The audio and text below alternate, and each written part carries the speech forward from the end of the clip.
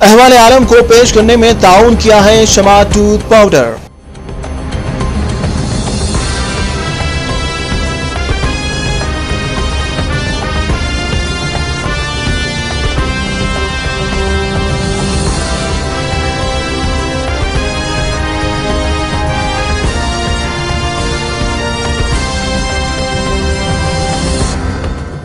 नाज़रीन आदाब, रूबेरी चिकमल न्यूज में आपका इस्तकबाल है। मैं हूं उमर बिन ताहिर और आप देख रहे हैं अहवाल आलम। सबसे पहले सुर्खियां।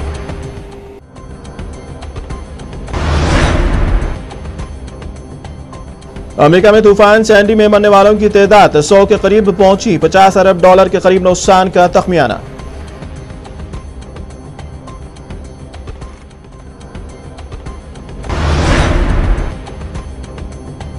ईरान को गैर कानूनी मिसाइल पार्ट्स और दिफाई साजो सामान फरोख्त करने की पादाश में बरतानवी शख्स को 3 साल कैद पर मशक्कत।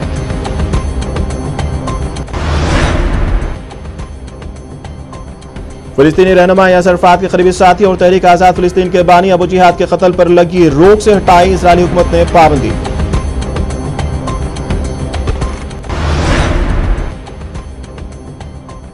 और बलूचिस्तान के जिला डेरा बगटी में बारूदी सुरंग धमाके में 3 अफराद हलाक और 2 फौजी एहलकार समेत 3 आम शहरी जख्मी।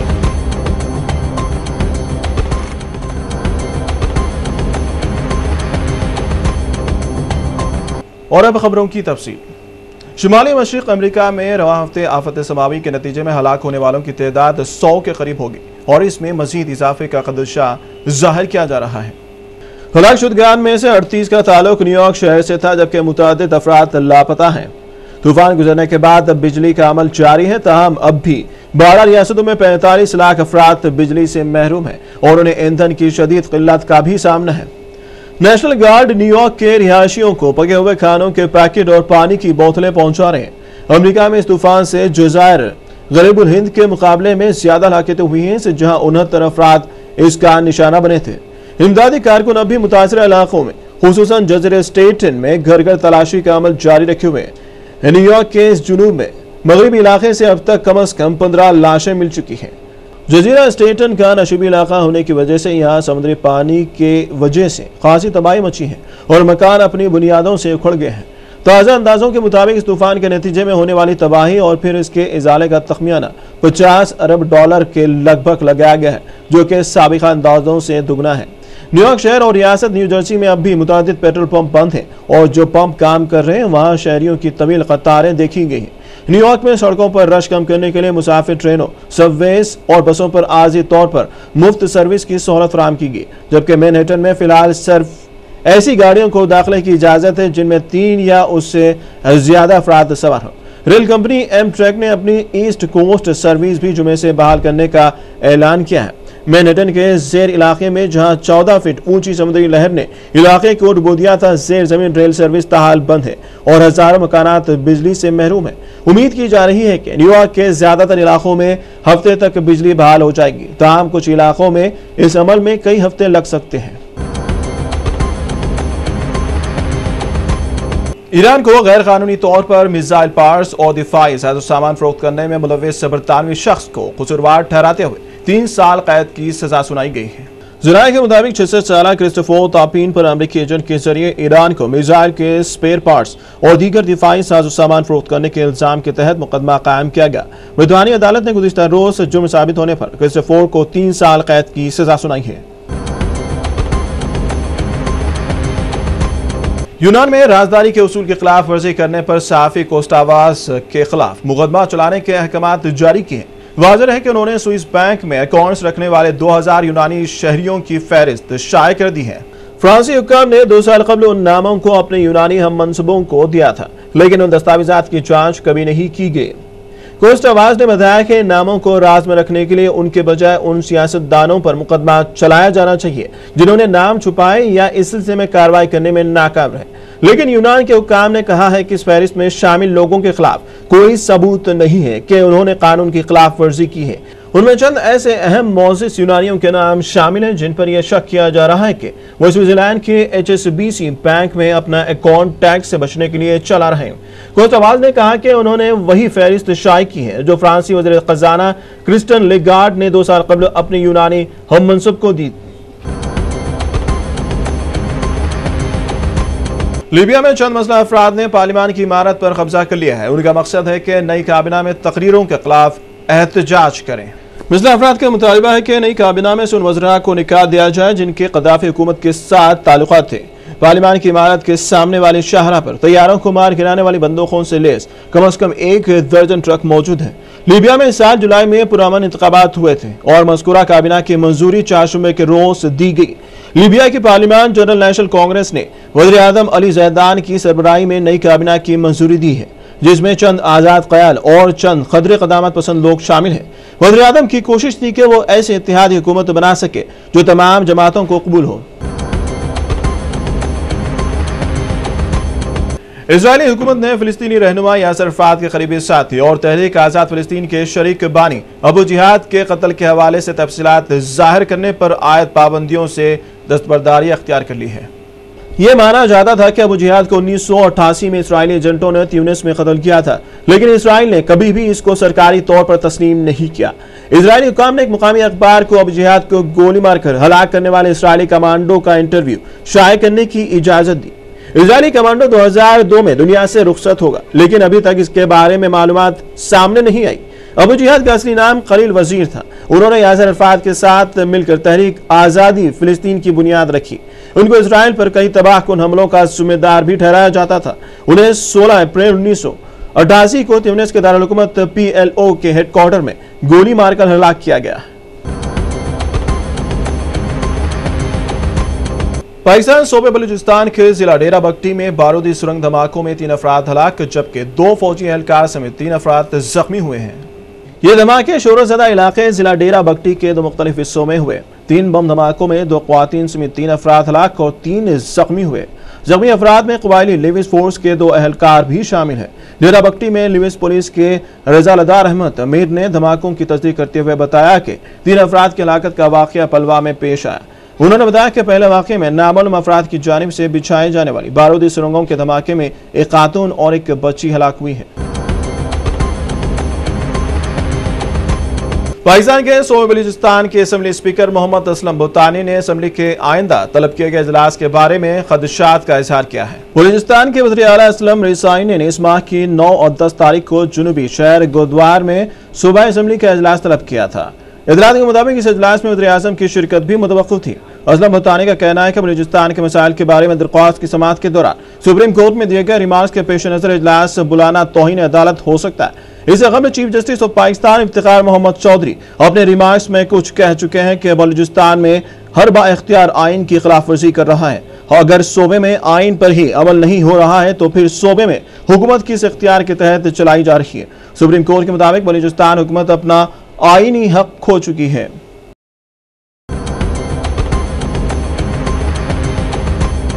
फिलहाल वक्त है छोटे से ब्रेक का। ब्रेक के बाद अहवाल आलम का सिलसिला जारी रहेगा। अहवाल आलम को पेश करने में ताउन किया है Shama tooth powder. GMP certified company Shama pharmacy की पेशकश। उम्र का पहला पसंदीदा शमा मंजन अब नए हाइजेनिक पैक में, पुराना नाम नया अंदाज शमा मंजन, और आप सबके लिए रोजाना भी इस्तेमाल कीजिए। मसोड़े फूल जाना, खून का आना, दांतों में कीड़ के मुंह से बदबू आती हो, गुटखा खाने से जिनका मुंह नहीं खुलता, शमा मंजन और शमा बाम हर दर्द के लिए यकसा मुफीद। सर का दर्द, आधे सर का दर्द, जोड़ों के दर्द, कमर के दर्द के लिए, सर्दी जुकाम नजला ना, हर मेडिकल जनरल स्टोर और सुपरमार्केट पे शमा बाम और शमा मंजन।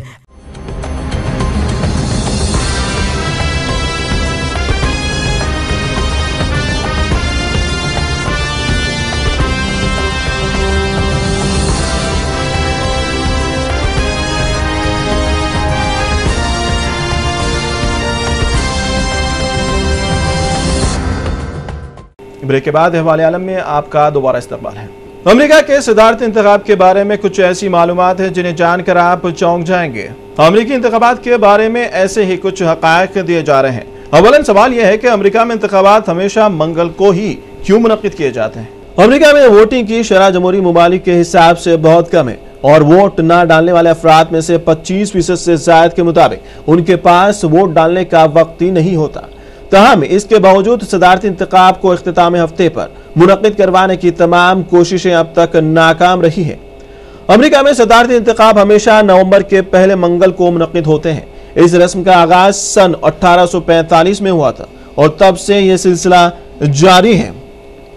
दरअसल 19वीं सदी में अमेरिका एक ज़राई मुल्क था और किसानों को अपनी घोड़ा गाड़ियों पर बैठकर करीबी पोलिंग बूथ तक पहुंचने में भी काफी वक्त लगता था। हफ्ते को वो काम कर रहे होते थे और इतवार को चलकर पीर को वोट देने के लिए पहुंचना मुमकिन नहीं था। चारशंबे को मार्केट में अनाज बेचने का दिन होता था और फिर किसानों को वापस लौटना होता था। ऐसे में एक ही दिन बचता था जो था मंगल, इसलिए इस दिन पोलिंग की रिवायत कायम हुई है। अमेरिका में धूप का चश्मा पहने सियासतदानों की तस्वीर खींचना तकरीबन नामुमकिन है। वहां लोग अपने रहनुमाओं से नजर मिलाकर बात करना चाहते हैं। क्या आपने कभी ओबामा जॉर्ज बुश को काले चश्मे में देखा है? शायद अमेरिकी समझते हैं कि अगर किसी शख्स की आंखें ढकी हैं तो उस पर ज्यादा यकीन नहीं किया जा सकता। अमेरिकी रियासत नुमाइंदा में वोटर्स के पास दोनों उम्मीदवारों में से किसी एक को भी नहीं वोट देने का इख्तियार मौजूद है। वह वोटर बैलेट पेपर पर दिए गए नामों में से अगर किसी को भी पसंद ना करें तो वो नन ऑफ द कैंडिडेट्स यानी किसी उम्मीदवार के लिए नहीं की ऑप्शन मुंतखब कर सकते हैं। बैलेट पेपर पर यह ऑप्शन सन 1976 से मौजूद है। अमेरिका में एक अजीब गरीब रस्म है। मिट रोमनी 6 साल कबल मैसाचुसेट्स के गवर्नर का ओहदा छोड़ चुके हैं, लेकिन अमेरिका में लोग उन्हें आज भी गवर्नर रोमनी कहकर बुलाते हैं, गोया कि ये कोई खिताब हो। अमेरिका में एक वक्त में एक ही सदर होता है, लेकिन आप अमेरिका में लोगों को एक ही जुमले में सदर ओबामा, सदर बुश और सदर क्लिंटन कहता सुन सकते हैं। मुसन्निफ डैनियल पोस्ट इस बारे में कहते हैं, ये हमारे समाज में उन ओहदों के विकार को जाहिर करता है। ये जाहिर करता है कि हम जमहूरी है। ये सब बहुत ही अहम ओहदे हैं, इसीलिए ये किसी पेशा वाराना खिताब जैसा बन जाता है। उनके मुताबिक किसी जज या डॉक्टर के रिटायर होने जैसा है। ये लोग भी तो मुलाजिमत छोड़ने के बाद भी जज या डॉक्टर ही कहलाते हैं। अमेरिकी तारीख में 4 सुदूर अपने मुतकाबिल उम्मीदवार से कम वोट हासिल करने के बावजूद सदर बने हैं। इसकी वजह सदर बनने के लिए इलेक्टोरल वोट की अक्सरियत का हुसूल लाजिम करार दिया जाता है। सदारती इंतखाब में जो भी उम्मीदवार 270 इलेक्टोरल वोट हासिल कर लेता है सदर बन जाता है। हर अमेरिकी रियासत की उस आबादी के हिसाब से इलेक्टोरल वोट तय है और ये सारे के सारे उसी उम्मीदवार को दिए जाते हैं जो रियासत में आम चुनाव में बरतरी हासिल करता है। माजी करीब में सन 2000 के सदारती इलेक्शन में एल गोर ने जॉर्ज बुश से 5 लाख से ज्यादा वोट हासिल किए, लेकिन वो इलेक्टोरल वोटों की गिनती में पीछे रह गए और कुछ माहिरीन के मुताबिक इस मरतबा एक बार फिर ऐसा ही हो सकता है। यह भी मुमकिन है कि सदारती इंतखाब में दोनों उम्मीदवारों को एक सा इलेक्टोरल वोट मिले। अगर ऐसा होता है तो फिर क्या होगा? ऐसी सूरत में सदर का इंतखाब अमेरिका का ऐवान नुमाइंदगान करता है। अगर मौजूदा इलेक्शन पर इस सूरत हाल को लागू किया जाए तो एक दिलचस्प सूरत हाल सामने आती है। अगर मिट रोमनी और बाराक ओबामा ने एक सा इलेक्टोरल वोट हासिल किए तो सदर का फैसला ऐवान नुमाइंदगान करेगा। जहां उस वक्त रिपब्लिकन पार्टी की अक्सरियत है तो ऐसे में रोमनी बाजी मार जाएंगे। दिलचस्प बात है कि ऐसी सूरत में नायब सदर के इंतखाब का हक सेनेट के पास होता है, जहां डेमोक्रेटिक पार्टी अक्सरियत में है। इसलिए बराबरी की सूरत में रोमनी सदर तो बन जाएंगे, लेकिन उन्हें डेमोक्रेटिक नायब सदर यानी जो बाइडेन को बर्दाश्त करना पड़ेगा। 6 नवंबर को मुनक्किद शुदनी इंतखाबात का नतीजा दरअसल अमेरिका की 1/3 आबादी ही तय करेगी। अमेरिका की 4 सबसे बड़ी आबादी वाली रियासतें या तो मुकम्मल तौर पर रिपब्लिकन पार्टी के साथ हैं या डेमोक्रेटिक पार्टी के साथ। यहां तक कि सदारती उम्मीदवार इन रियासतों में इंतखाबी मुहिम तक नहीं चला रहे हैं।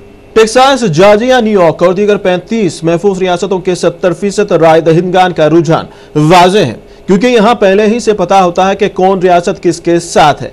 इसलिए इन वोटर्स का वोट गिना तो जाएगा, लेकिन सदारती इंतखाब का नतीजा 29% अमरीकी वोटरों पर ही मुनहसिर होगा जो उन रियासतों में रहते हैं जिन्हें स्विंग स्टेटस या डाउनवर्डोल रियासतें कहा जाता है। और आखिर में नॉर्थ डकोटा ऐसी एक लौती अमरीकी रियासत है जहां वोट डालने के लिए रजिस्ट्रेशन नहीं करवानी पड़ती है। रियासत में सन 1991 में रजिस्ट्रेशन का अमल मंसूख कर दिया गया। यहां वोट डालने के लिए जरूरी है कि आप 18 साल या उससे बड़े अमरीकी शहरी हो जो रियासत में 30 दिन से क़याम पजीर हो। रियासत में वोटिंग के लिए छोटे छोटे यूनिट बनाए जाते हैं जहां इंतखाबी अमला उमूमन हर उस शख्स को जाती तौर पर जानता हो जो वहां वोट डालने आएगा। फिलहाल करते हैं कुछ कौमी खबरों की तरफ।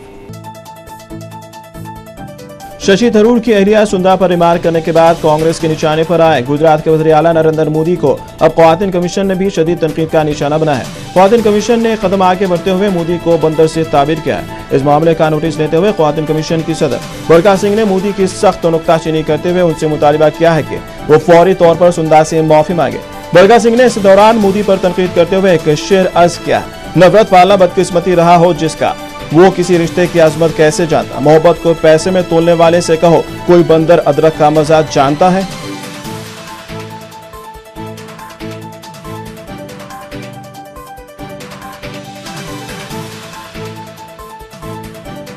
कांग्रेस सदस्य सोनिया गांधी और उनके बेटे राहुल गांधी के खिलाफ धोखाधड़ी का इल्जाम करने के बाद जनता पार्टी के सरबराह सुब्रमण्यम स्वामी ने एक बार फिर जवाबी रद्द-ए-अमल जारी करते हुए राहुल गांधी को चैलेंज किया है। उन्होंने अब राहुल गांधी को उनके खिलाफ अदालत में हद तक इज्जत का मुकदमा दायर करने का चैलेंज किया है।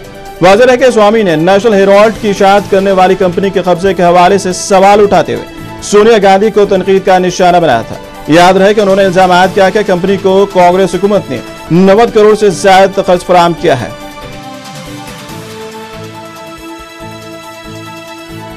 समाजवादी पार्टी के सरबराह मुलायम सिंह यादव और पार्टी के साबिक जनरल सेक्रेटरी अमर सिंह फिर से दोस्त बन सकते हैं। सियासी मैदान में रद्दोबदल से ये इशारे मिल रहे हैं कि इन दोनों मारूफ रहनुमाओं के दरमियान फिर से ताल्लुकात पहले की तरह मामूल पर आ सकते हैं और दोस्ती की गिरह बन सकती है। वाज़ेह है कि उत्तर प्रदेश में अखिलेश यादव की हुकूमत ने अमर सिंह के खिलाफ जारी मनी लॉन्ड्रिंग मुकदमों से दस्तबरदारी इख्तियार कर ली है। याद रहे कि साल 2009 में मायावती की क़यादत वाली बीएसपी हुकूमत ने उस वक्त समाजवादी पार्टी के जनरल सेक्रेटरी अमर सिंह के खिलाफ एफआईआर दर्ज करवाई थी।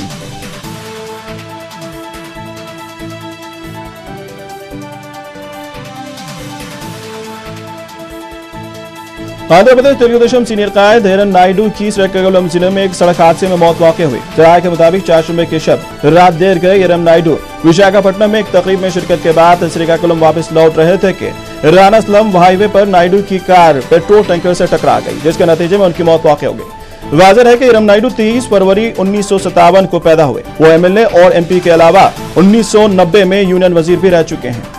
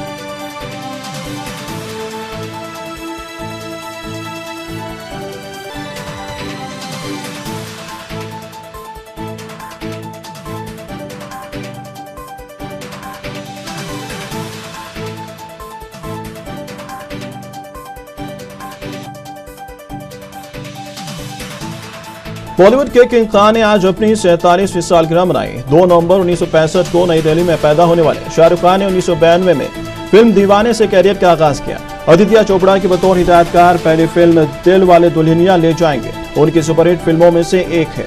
किंग खान ने अपने कैरियर में मजमूई तौर पर 14 और बेहतरीन अदाकार के 8 अवार्ड हासिल किए। शाहरुख खान की बेहतरीन फिल्मों में कोयला, कुछ कुछ होता है, अशोका, देवदास, कभी खुशी कभी गम, कल Ho Na Ho, Mohabbatein, Veer Zaara, my name is Khan और डॉन जैसी फिल्में शामिल हैं।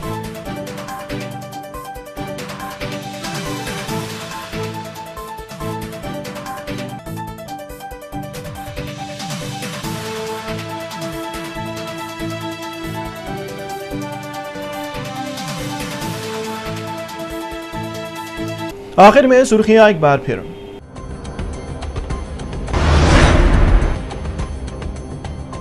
अमेरिका में तूफान सैंडी में मरने वालों की तादाद 100 के करीब पहुंची। $50 अरब के करीब नुकसान का तखमियाना।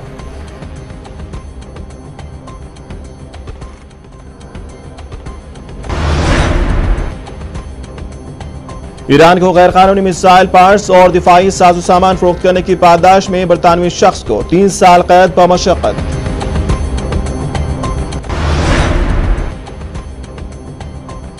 फिलिस्तीनी रहनुमा यासर अराफात के करीबी साथी और तहरीक आजाद फिलिस्तीन के बानी अबू जिहाद के कत्ल पर लगी रोक से हटाई इजरायली हुकूमत ने पाबंदी।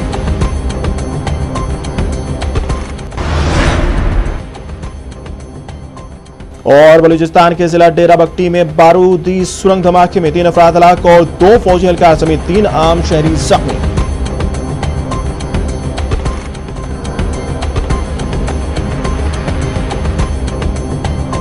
फिलहाल अहवाल आलम में इतना ही और अहवाल आलम की पूरी टीम को इजाजत दें। अल्लाह हाफिज। अहवाल आलम को पेश करने में ताउन किया है Shama tooth powder. GMP certified company Shama pharmacy की पेशकश। उम्र का पहला पसंदीदा शमा मंजन अब नए हाइजेनिक पैक में, पुराना नाम नया अंदाज शमा मंजन। और आप सबके लिए रोजाना भी इस्तेमाल कीजिए। मसोड़े फूल जाना, खून का आना, दांतों में कीड़ के मुंह से बदबू आती हो, गुटखा खाने से जिनका मुंह नहीं खुलता, शमा मंजन और शमा बाम हर दर्द के लिए यकसा मुफीद। सर का दर्द, आधे सर का दर्द, जोड़ों के दर्द, कमर के दर्द के लिए, सर्दी जुकाम नजला ना, हर मेडिकल जनरल स्टोर और सुपरमार्केट पे शमा बाम और शमा मंजन